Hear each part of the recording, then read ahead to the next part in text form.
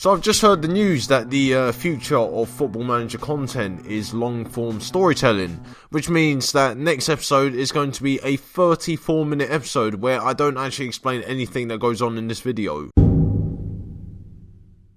Wait, hold on. I lost 6-2 to Stoke. That surely isn't me. I mean, I'm not that shit at the game. Then again, I mean, who concedes a hat-trick to Mame Biram Diouf? So, it was the FA Cup third round draw, and for once, the FA actually gave me an easy tie, which I actually have a chance of winning. And I'm pretty sure that a lot of people are going to be thinking, oh, Proudie's got Chelsea away now. I mean, I got Bury at home, and, you know, I'm going to bury them into the ground.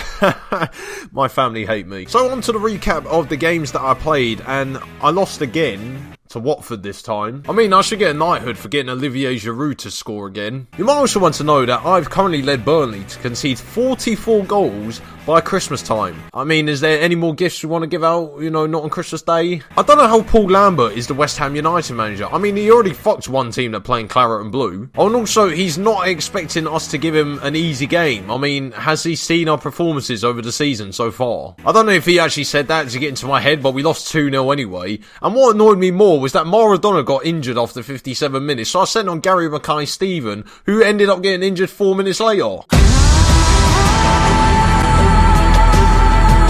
So yeah, I think we're in the position that we're going to be in for the rest of the season, so thank you very much for watching this series.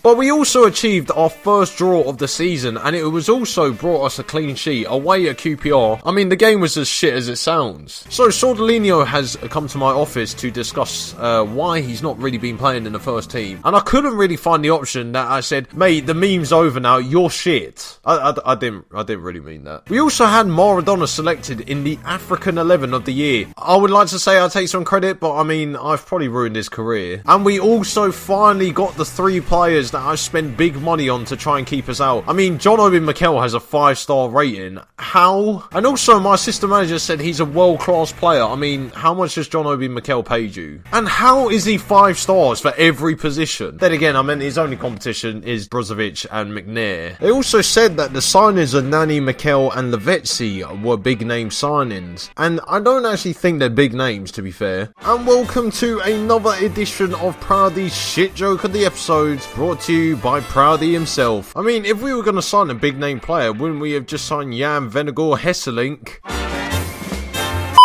And all of those players ended up playing against Arsenal, who we lost 4-2, but at least Lavezzi scored twice on his debut. I mean, it's not really anything to shout about. But we do move on to our game in focus at home to Bury in the FA Cup third round. I didn't actually pick this game so I could win a match for once. And the team which is probably going to be knocked out by Bury in the FA Cup is going to be Bose Myhill in goal, because I'm not going to risk Uj Carney to get injured and then have to play Bose Myhill in the league. So our back four consists of Oscar Wendt, Paddy McNair start. We also have Jason Shackle, who is still alive and still leeching off the wage bill. And also Kieran Trippier is playing right back. So we then have Mikel and Yaya Field playing central midfield. I mean, I should probably rest them, but I do really want to win. And then finally, our front four is Lavezzi, who scored twice against Arsenal. So how many can he score against Bury? Steven Neymar playing behind Sordelino up front, and then Maradona on the right. I mean, if I had a B team, this would be it, but I think my B team's just as good as the A team. So Maradona gave us the lead after 18 minutes, which is quite a long time, considering we're playing League 2 opposition. And Paddy McNair star gave us a 2-0 lead only a few minutes later, and that's how it was until half-time. I mean, 2-0 up against Bury at half-time. That is actually shocking. So, Danny Ings then ended up making it 3-0 with a thunderbolt from 25 yards out,